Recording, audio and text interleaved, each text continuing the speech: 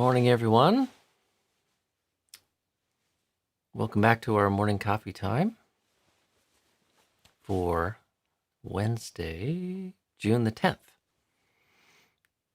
So, how's everyone this morning? How's the sound? How's the picture?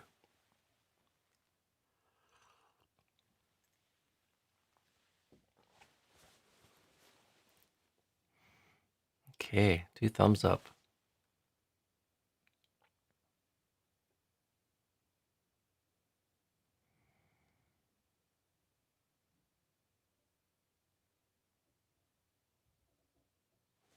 Okay, thanks.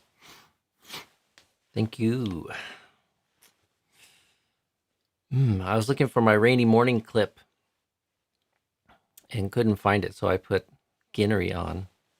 And that reminds me, a few days ago we took down, I had hung a tarp around the balcony outside of the office that I'm sitting in here to discourage him from pounding outside of my window while we have our morning coffee time.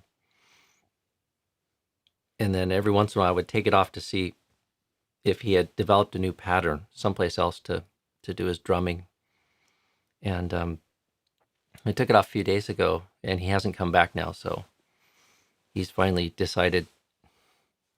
given up on me. So, but yeah, we have some humid, cool weather here, raining, but the skies are blue and it's supposed to brighten up today. So the monks who came up from California are a little shocked by how refreshing and cool it feels up here right now. So, anyways, and for those tuning into our morning and evening chanting, it's a little different setup. Myself and Venerable Rakito are doing that now, and I already miss the harmony that I had developed with the other monks. While not perfect, it was getting better all the time, and now me and Rakito need to find a new balance. He's a little lower than me, and I'm a little higher than him. And when I consider all of you that might be kind of tuning in, I try to get it up a little bit. Every once in a while, we get this feedback as monks from the nuns or from the women that chant with us that they don't appreciate the chant leader setting the tone too low. So try to find a happy medium here. So 76. Okay, it started off slow, but looks like everyone's finding the stream okay this morning.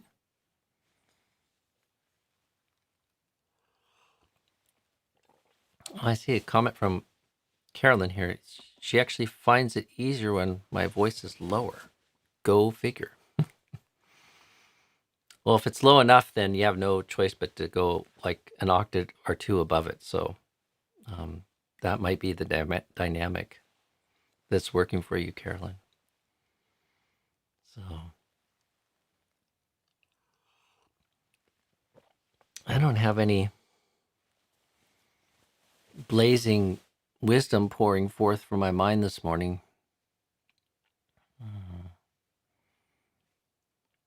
The only thing of note or interesting that happened this morning was the best moment of my morning meditation was that brief lull, maybe a minute or so after the chanting was over.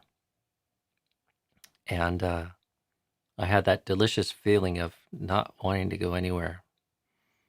And I had to lament that it was time to stop and clean up and get on with morning chores and get everything set up here. But it's interesting in our meditation, like, how we can shift posture sometimes, or just one little thing shifts and everything kind of clicks into place. And And for me, it's like when the chanting ended or something, and then just took a moment to come back to the breath and then focus the mind, like everything just started moving to this delicious stillness. And I thought, oh, be nice to sit here for another hour. But instead, I just enjoyed it for what it was and made a determination to try to carry that stillness through the day. And somehow it's still with me. I can still feel it kind of with me, which is nice. We'll see how we do today. I'm going to set the intention to mindfully return to the sign of stillness and see it's something that you could call a nimitta. There's like a conscious perception or conscious experience born of the meditative effort that's connected with that which is skillful and wholesome. And the encouragement is to nurture that and to carry that with you. So like a lot of the Thai forest ajahns in their talks where they're talking about the contemplation of Buddha or the meditation mantra Buddho, which is a very simple 2-syllable mantra used either in conjunction with the breath or just as a way to develop samadhi and focus the mind. There's a constant injunction to stay with it, to keep that Buddho kind of going through all the postures and carry it kind of through your day. And although breath is a little trickier to kind of keep in mind as we move through the day and the diversity of the responsibilities, we can develop a skill to do that. And also sometimes there are these nimittas, these signs, or we could even just call them perceptions, that are born of our meditation and connected with that we can kind of carry through our day. And right now I have this sense of stillness that's kind of lingering from the morning meditation, and my intention today is to see what I can do. It's like carrying a little flame around with you. Make sure it doesn't blow out. So if you haven't yet found your little flame this morning, see if you can arrange the rest of your morning to find that and carry it with you through the day. So, okay, well, I see a few kind of questions here, and we have to salute Marilyn for getting her avatar going. Good morning, Marilyn.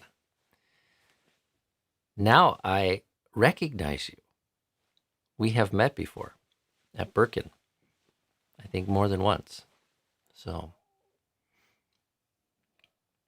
good to see you on the morning coffee. Okay, so let's see. I saw a question somewhere up here. Maybe someone can help me.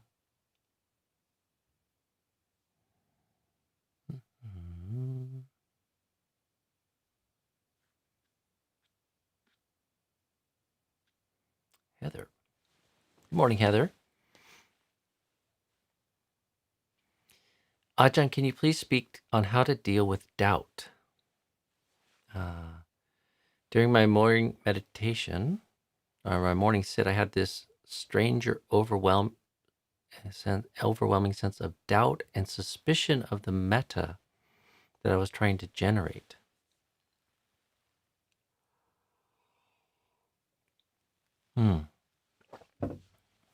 Yeah, that's not uncommon. People sometimes generate a lot of doubt about metta or jhana or samadhi or various things that kind of come up in our meditation or even the meditation object itself. And this is doubt as a hindrance, like, and so the general advice to resolving doubt, like on a longer term scale, is to kind of talk to a teacher or go back to the books and see if you can kind of resolve what there might be a fundamental lack of understanding. And so, with this, it could be sort of like, is this metta, or am I doing this right? And that's one way you can kind of resolve it long term. Although with some meditations and even some reflections that we find in the suttas, there might be similes, but there's not like great specificity as to what it is we should be experiencing. And indeed, I don't think it is one thing that we should be experiencing. And this doubt in metta bhavana is like something I experienced for many years, and it kind of sabotaged an interest in spending more time cultivating metta bhavana. Certainly, and some of it maybe came because the most common ways I was introduced into it were these metta reflections or refrains, and then I always imagine that there's a particular emotion that I should be feeling, and it's difficult to define emotion and pin it down, and it's impossible for me to know that if the emotion that I'm feeling is the same that people are talking about in the books, or that someone else feels. We can get kind of clues based on talking to others that are more experienced in it, maybe, or studying kind of carefully, like what type of emotion it is, what effects it should be kind of having, what it should be connected to in terms of intention. So, but on some level, especially in the midst of meditation, that is a hindrance, and you want to be able to sort of overcome that and stay focused on the broader aspect of trying to put forth right effort. And so, like doubt is going to sabotage that. It's going to kind of weaken the conditions of the mind putting forth effort. And so, one has to learn skillfully not to get sucked into that. You can note it and just sort of say, okay, well, I'll look into that later. There is some sort of question that's just going to come up. But for now, here's my strategy. Here's how I'm going to apply myself. And just think of it like it's a hypothesis, and there's no great danger in getting it wrong for 30 minutes or an hour, or even longer. We need to be creative, and we need to sort of experiment a little bit in our practice, and we shouldn't be afraid to do that.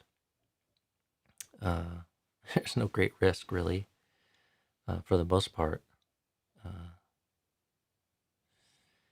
And something I counsel people to explore is like really being focused on the generation of the wish and the intention to generate the thought of metta, the thought of well-wishing, the thought of non-ill will, or even better, the thought of goodwill directed towards self and others. And then there's a whole spectrum of emotions that we might perceive that are generated sort of from the wish and the thought. May I be well. May I be happy. May I be safe. May I be free from affliction. And to deepen that sort of meditation, we do have to learn not to kind of question or doubt that sort of too much, especially kind of in the moment that we're cultivating that. So,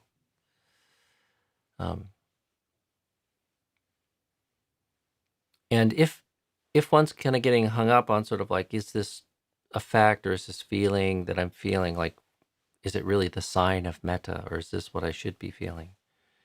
Then one suggestion is just to return to to focusing on practicing the generation of that wish.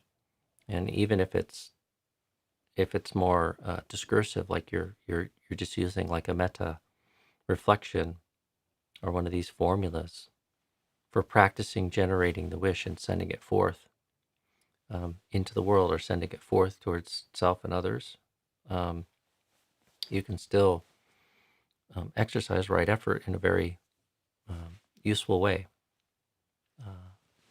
by doing that. And that's another way to kind of sidestep some sort of doubt or suspicion or second guessing that might be going on about the resultants of trying to generate loving kindness in the mind. So there's a few thoughts about that.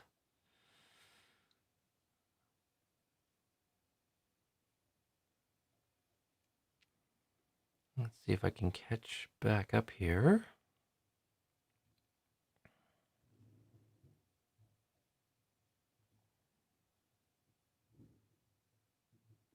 The question from Samrit. Okay, Samrit. I'm going to ask you the same thing I asked Marilyn. See if you can bring me a beautiful avatar. Either a beautiful picture of your face or something uplifting and inspiring. So, dear Ajahn, how to be honest with discretion, as sometimes being too honest makes us vulnerable to the bad intentions of others.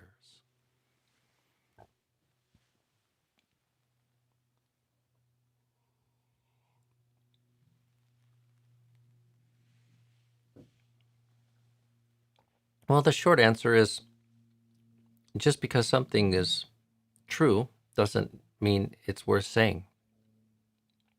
And so, one needs to use wisdom and discretion in what it is that one speaks. And one should speak the truth, but one should be attentive to what one's intention is, the suitability, time, place.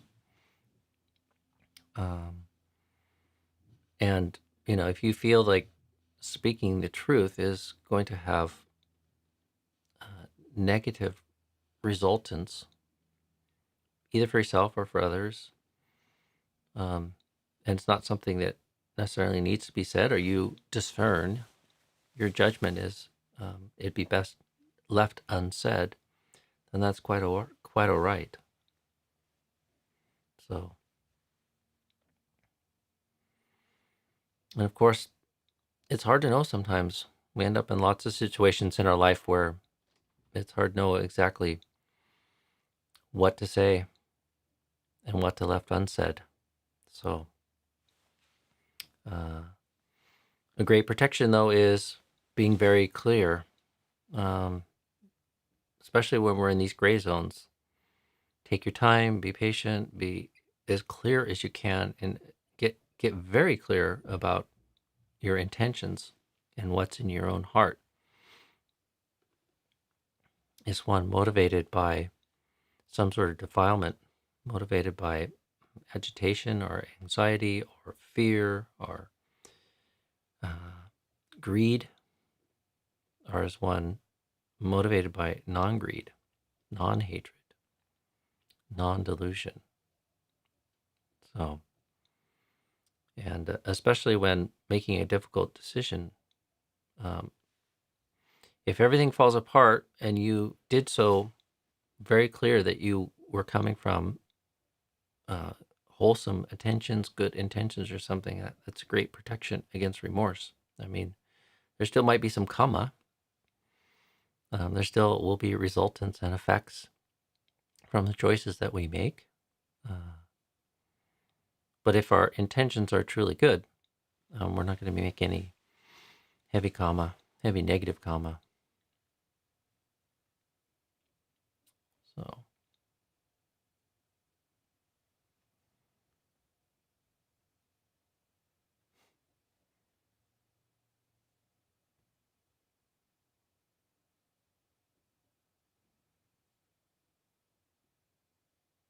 So, finally, an easy question. I'm wondering about the Japanese tapestry behind you. Did you go to Japan? Well, let me see. Everything's backwards, so I have to do this like this. So let's see. This one, a friend of mine who lived here in White Salmon gave this to me after he was back visiting Japan. He lives in Japan now. He lived in Japan for many years. And he brought this as a little gift many years ago, maybe 6-7 years ago. And then this one here, I've talked about before. Last spring in late March, myself and Venerable Jaganando and another couple of friends went to visit the very same person on his invitation in Japan. And this is a souvenir from a temple that we went to. And there's like this bodhisattva here that we climbed up on top of these cliffs in this little hillside monastery to see. And they had prints that you could get as a souvenir. So he got one of those for me. And I'm trying to remember the name of the monastery now. He was watching the live stream maybe a month or more ago, and somebody brought it up, and then he reminded me what the name was. But I'd rather not say it and get it rather than get it wrong. So, but yeah, that's what that is there. So it's a little beautiful little Japanese print of a bodhisattva on a cliff in Chichibu province, outside of maybe 2 hours outside Tokyo in the mountains. Another easing question. I realized that some monasteries have set an age limit for ordination on 50 years. So what do you do if you have turned 60? The next life project? No, I would take up the same life project. We ordain for the sake of Nibbana. So, Henning, the next life project should be seeking Nibbana, the ending of dukkha. Whether you're a layperson or monastic, it is possible. The Buddha would not have taught the Dhamma if it was not possible. So, also you could find monasteries that don't have an age limit. I don't think any of our monasteries in the West have a policy for the monks, like a hard age limit. So, but age is a consideration in bringing somebody into the community. So, as are many other things. So, if you really have your heart set on being a monk, I would just seek out communities that you feel are worth checking out and inspired by it, and go spend time there and develop a relationship with the community, and in particular the teachers in that community. And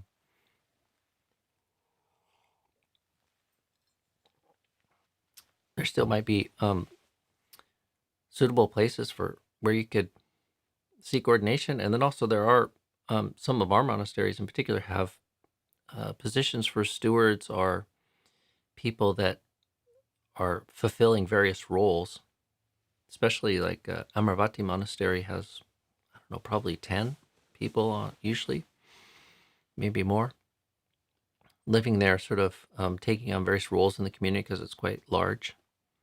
And well, I don't think they have many hired positions. People have room and board and maybe a stipend for some positions there. So, and one can benefit greatly just from living near or living in a monastery for a period of time if you can arrange for that. But my first answer is, one need not be a monastic to practice and attain the highest benefits and the highest results of this practice. And it's very clear there were many people of all stripes and all genders and all castes and situations in life, and monastics and non-monastics that realize the benefits through sincere and dedicated practice. So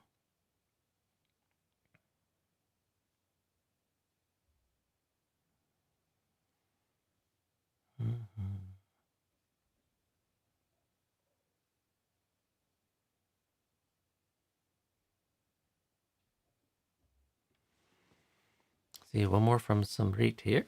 Dear Ajahn, if someone does something bad to us, is it because of our past karma? If yes, does that person also create karma? How does this karmic cycle stop then? So, if someone does something bad to us, I think it's overly simplistic to think that it's because of our past karma. So, that could be a condition, but there are so many more conditions. And something about the way the human mind is organized or something, that's where we want to go. So even if I say that is the condition, like we tend to sort of personalize everything, and to distill it down into sort of, as it often is, in kind of like folk beliefs around karma, that it's so simple and discrete as like, I did something to this person in the past and created this karmic deck, and then now they're doing this to me in some sort of turnabout, comic kind of turnabout. I don't think this is just, I don't know where the Buddha says this like specifically in this way in the suttas, so this is just my guess, my commentary. I don't think it oftentimes is that simplistic. Karma is very complex. So, and one should ask the question, is it skillful to think of, like, what are the resultants of framing your experience in that way? Is that skillful? Does that arouse skillful qualities of mind? Or does that set the stage for you to respond in a skillful way? And you'll have to answer that for yourself. So we're always creating karma. And oftentimes it's not just black or white. How does this karmic cycle stop? Well, it stops through the attainment of the wisdom that overturns dukkha. So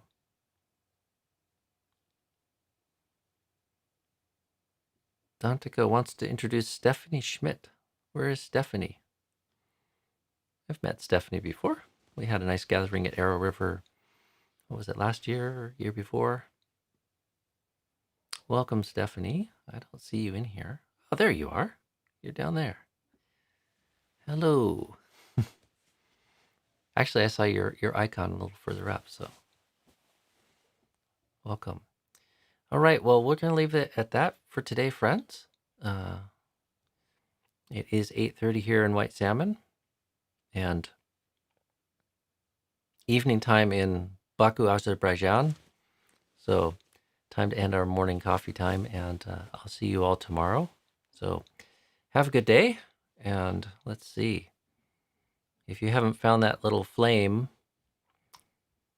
quickly find it and carry it with you through the day, nurturing it with care and heedfulness and right effort. And I'll see you all tomorrow. So be well.